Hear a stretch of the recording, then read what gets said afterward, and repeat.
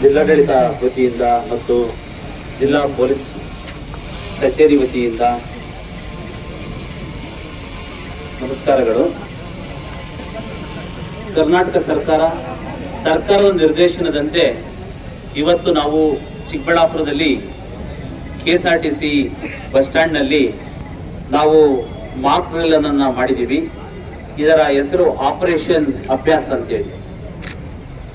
Operation ಅಭ್ಯಾಸ ಎಂಬತಕ್ಕಂತಹ ಒಂದು ಅಣಕು ಕವಾಯತ್ತನ್ನ ಅಂದ್ರೆ ಮಾಕ್ ಡ್ರಿಲ್ ಅನ್ನ ಚಿಕ್ಕಬಳ್ಳಾಪುರ ನಗರದ KSRTC ಬಸ್ ನಿಲ್ದಾಣದ ಆವರಣ ಮತ್ತು ಹೊರ ಆವರಣದಲ್ಲಿ ನಾವು ಇವತ್ತು ಮಾಡಿದ್ದೀವಿ.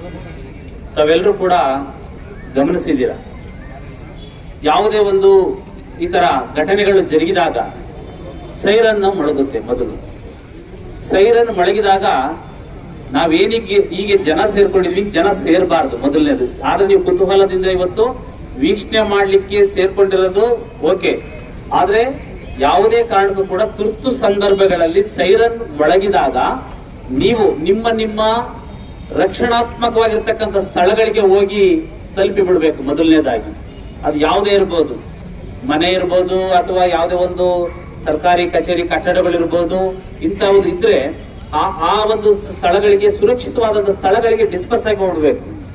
ಯಾಕೆ ಆಗ್ಬೇಕು ಅಂದ್ರೆ ಈ ಸಂದರ್ಭದಲ್ಲಿ ಪೊಲೀಸ್ ಇಲಾಖೆ, ಅಗ್ನಿಶಾಮಕ ದಳ ಅಥವಾ ಆರ್ಮಿ ಇರ್ಬೋದು, ಈ ತರ ಬೇರೆ ಬೇರೆ ಏನು ಇನ್ಸ್ಟಿಟ್ಯೂಷನ್ಸ್ಗಳು ಬರ್ತವೆ, ಈ ಒಂದು ಕಾರ್ಯಕ್ರಮದಲ್ಲಿ ಕಾರ್ಯಾಚರಣೆಯಲ್ಲಿ ಭಾಗಿಯಾಗ್ತಕ್ಕಂಥ ಸಂಸ್ಥೆಗಳು ಬರ್ತವೆ. ಆ ಸಂಸ್ಥೆಗಳಲ್ಲಿರ್ತಕ್ಕಂಥ ಅಧಿಕಾರಿಗಳು ಮತ್ತು ಸಿಬ್ಬಂದಿ ವರ್ಗದವರು, ಆರೋಗ್ಯ ಇಲಾಖೆಯವರು, ಈ ತರ ಎಲ್ಲರೂ ಕೂಡ ಕೆಲಸ ಮಾಡ್ಲಿಕ್ಕೆ ಅನುಕೂಲ ಆಗ್ಬೇಕು. ನಮಗೆ ನಾವು ಜನ ಜಾಸ್ತಿ ಸೇರ್ಕೊಂಡ್ರೆ ಏನಾಗುತ್ತೆ ಅಂದ್ರೆ ನಮ್ಮ ಆಂಬ್ಯುಲೆನ್ಸ್ ಬರೋದಿಲ್ಲ, ಅಥವಾ ಬೇರೆ ಬೇರೆ ಕಾರಣಕ್ಕೆ ನಾವು ಜನವನ್ನ ನಾವು ಸರಿಸ್ಲಿಕ್ಕೆ ಆಗೋದಿಲ್ಲ. ಎಷ್ಟು ಫ್ರೀ ಇರುತ್ತೆ ಅಷ್ಟು ಬೇಗ ನಾವು ಕಾರ್ಯಾಚರಣೆ ಮಾಡ್ಲಿಕ್ಕೆ ಅನುಕೂಲ ಆಗುತ್ತೆ.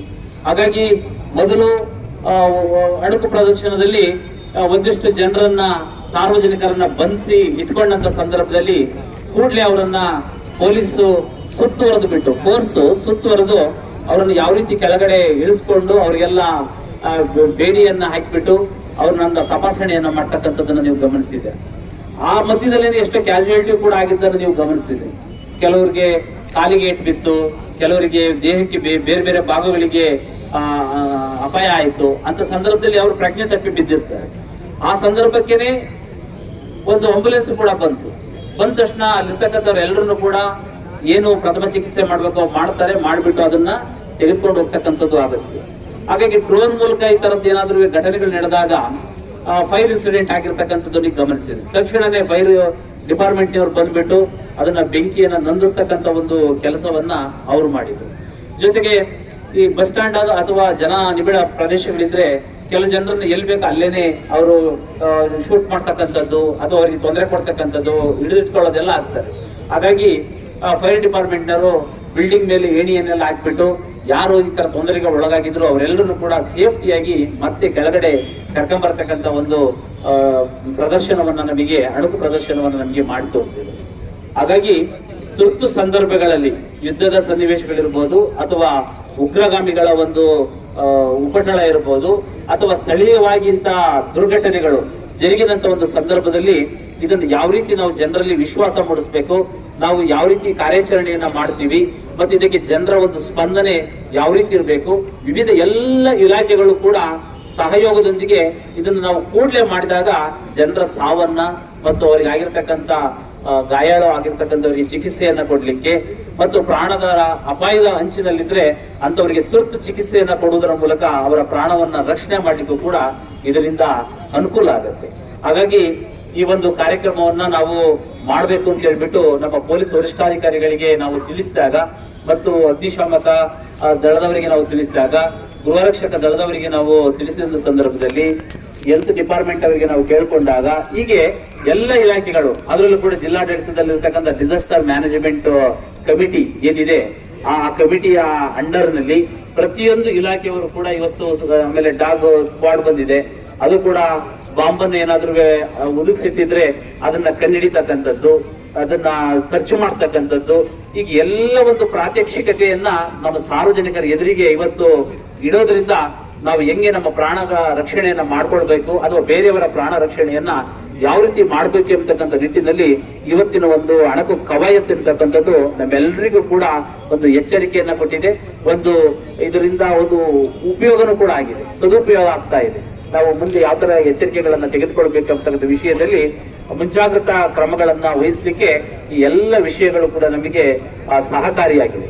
ಹಾಗಾಗಿ ಜಿಲ್ಲಾಡಳಿತ ಸಾರ್ವಜನಿಕರಲ್ಲಿ ಕೋರಿಕೊಳ್ಳೋದು ಇಷ್ಟೇ, ನಮ್ಮಲ್ಲಿ ವಾಲಂಟಿಯರ್ಸ್, ಸಿಟಿಜನ್ ವಾಲಂಟಿಯರ್ಸ್ ಅನ್ನು ನೀವು ನೋಂದಣಿಯನ್ನ ಮಾಡಿಕೊಳ್ಬಹುದು. ಹಾಗಾಗಿ ನಾವು ಅದಕ್ಕೆ ನಿಮಗೆ ಅವಕಾಶವನ್ನ ಮಾಡಿಕೊಡ್ತೀವಿ. ಸಿಟಿಜನ್ ವಾಲಂಟಿಯರ್ಸ್ ಯಾರೇ ಇದ್ರೂ ಕೂಡ ನಮಗೆ ಸಹಾಯ ಮಾಡ್ತಕ್ಕಂಥ ನಿಟ್ಟಿನಲ್ಲಿ ನೀವು ನೋಂದಣಿಯನ್ನ ಮಾಡಿಕೊಳ್ಳ್ರಿ.